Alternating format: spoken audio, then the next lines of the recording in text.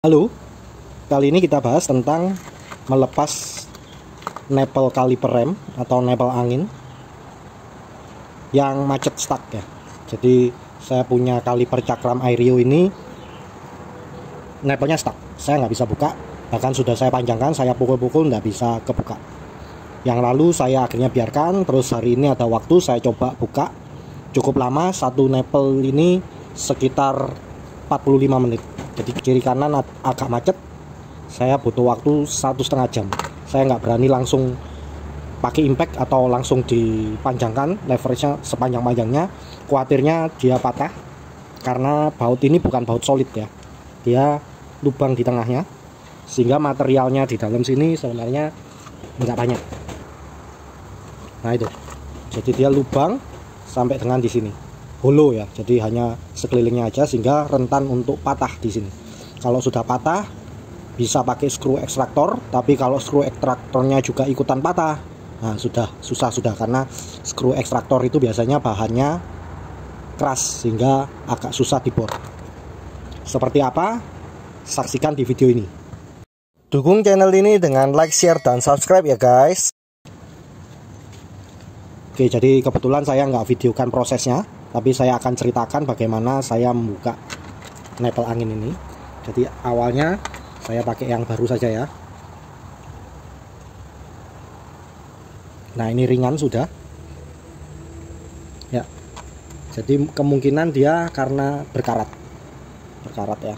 Karena berkarat ini akhirnya nempel ke bagian rumah kalipernya ya.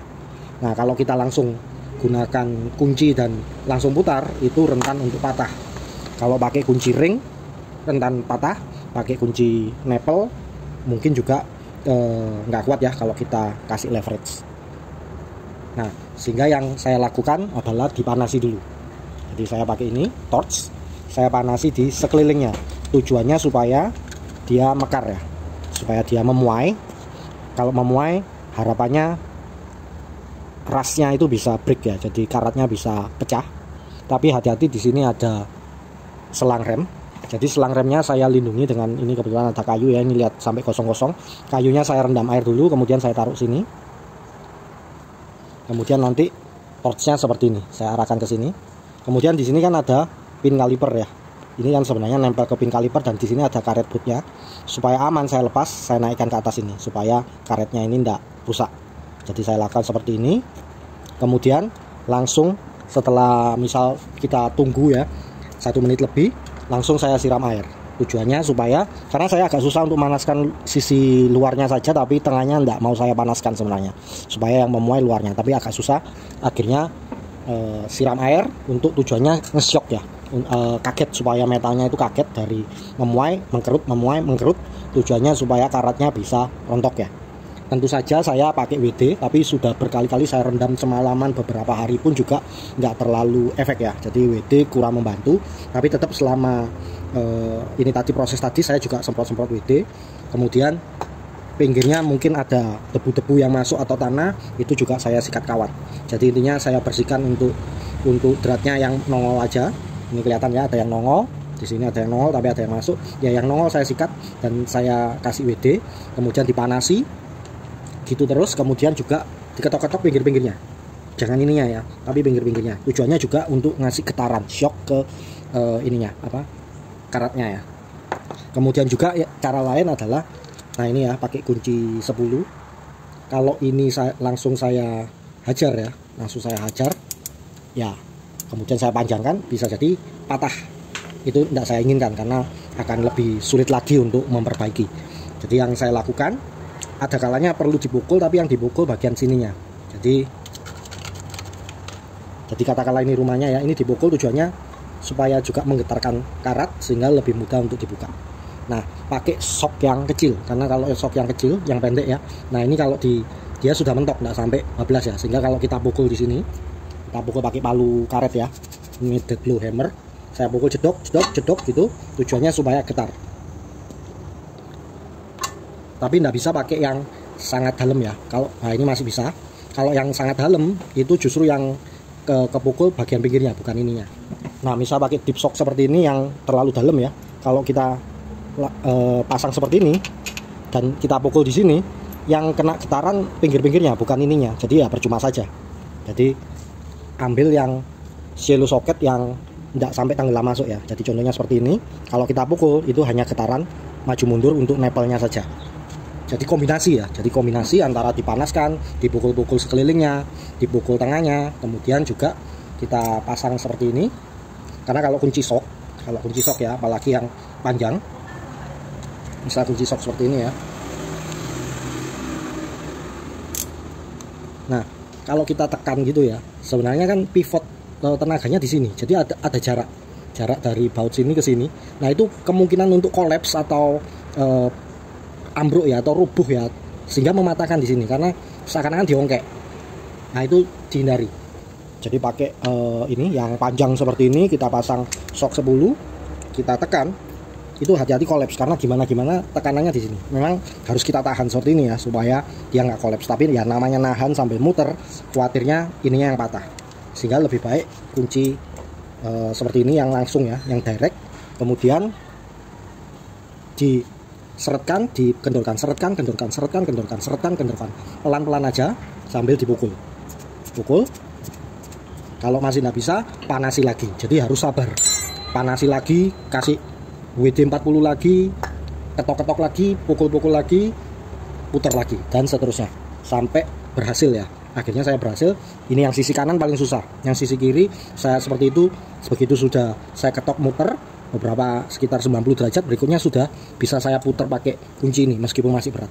Tapi yang sini tadi itu benar-benar seret, bahkan sudah sampai nongol banyak. Kira-kira nongol banyak seperti ini pun saya putar tangan tidak kuat. Bahkan sudah saya panjangkan seperti ini pun tidak kuat. Nah, itu tetap jangan buru-buru karena sebenarnya kan sudah lumayan ya, sudah lumayan kebuka ya, dipukul-pukul lagi pakai ini pelan-pelan. Akhirnya saya bisa buka pakai tangan tanpa dipukul meskipun masih seret. Jadi nggak bisa saya pakai jari seperti ini, nggak bisa karena ya ini saking karena dia sampai berkarat ya pinggir-pinggirnya sini, semoga kelihatan ya. Nah, itu berkarat ya, berkarat pinggir-pinggirnya juga, jadinya seperti lengket. Nah, ini mau saya ganti. Seingat saya punya, tapi saya cari nggak ketemu. Akhirnya tadi saya cari ke toko di Sidoarjo ya. Toko di Sidoarjo ini toko ketiga baru saya dapat. Pertama di Joyo Motor Cemengkala nggak dapat.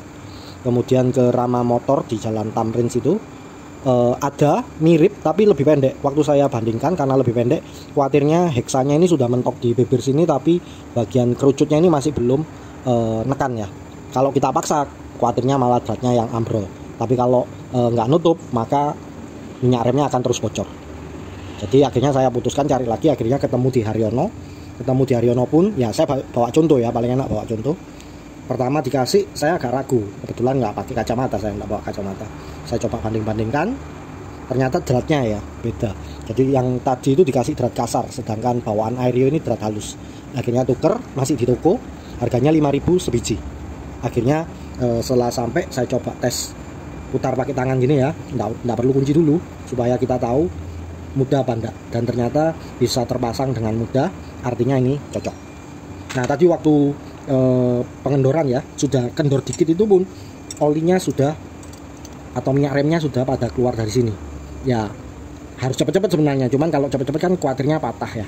Dan akhirnya sukses, setelah sukses kebuka, benar-benar minyak rem di dalam tabung itu habis. Jadi ini kemungkinan untuk bleedingnya perlu waktu lebih ya, karena sudah terlanjur masuk angin sampai sini, terutama untuk modul ABS ya.